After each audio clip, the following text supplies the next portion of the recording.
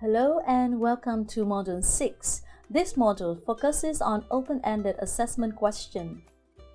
As you have read, open-ended assessment questions are those which allow the student to answer with their own ideas, so they can also be called constructed response questions. They are suitable for assessing the language proficiency in authentic situations where there are interactions and dynamic language use.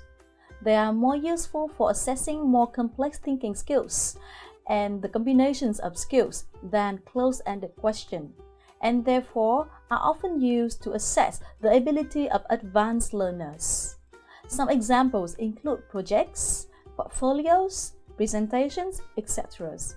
Because of the free response, it is more challenging to score open-ended questions.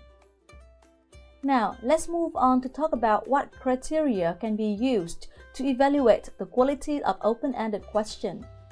There are three criteria: appropriateness, understandability, and feasibility. As regards appropriateness, the open-ended task should address the kinds and range of language learning and assessment targets which have been decided and agreed before. Next, they should ask students to show exactly the performance level as in the assessment targets. They should also match the learning activities of students in the classroom and the range of authentic language use activities in real life. For example, a secondary school student in public schools in Vietnam will find some tasks highly inappropriate, such as writing a job application letters, composing a play, or understanding a journal article.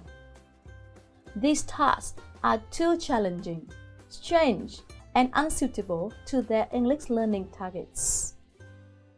Regarding the second criteria, understandability, if students are given the open-ended task, they must be able to understand the task instruction and the performance levels required from them.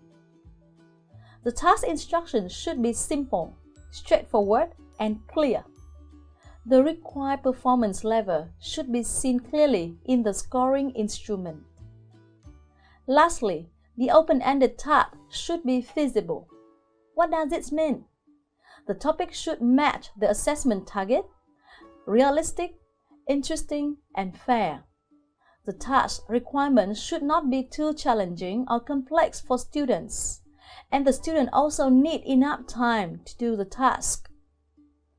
Let's have a look at one example of infeasible topics for assessing young students' spoken or written performance: the advantages of Buddhism. Religion may not be an interesting topic for young students, and they may not have enough information to speak or write on it.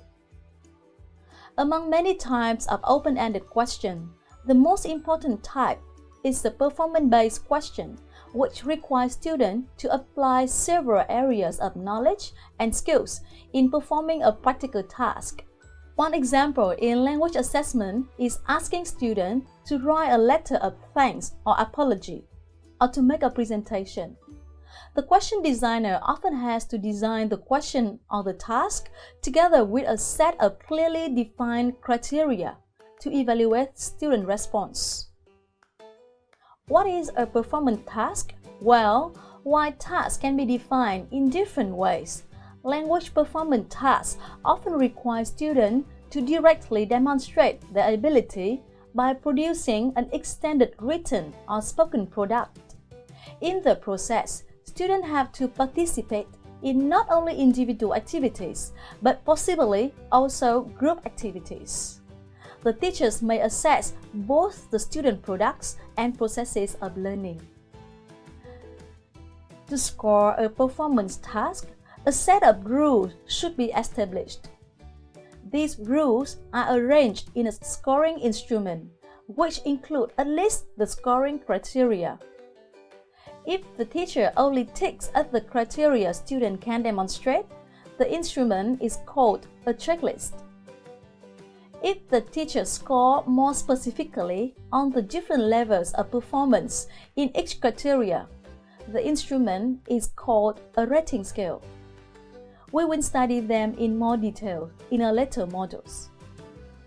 Let's move on to the criteria we can use to assess a performance task. This is a table you have seen in your reading. To paraphrase the table contents, here are what you need to pay attention to.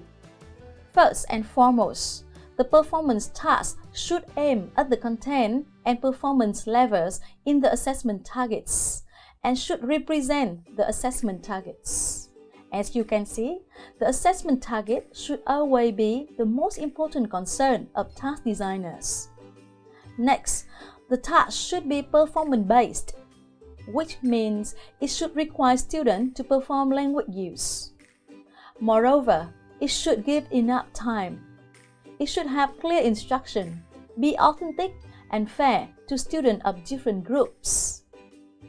I hope you have gained some more insight into the open-ended tasks and performance-based tasks after watching the modules. Thank you for watching.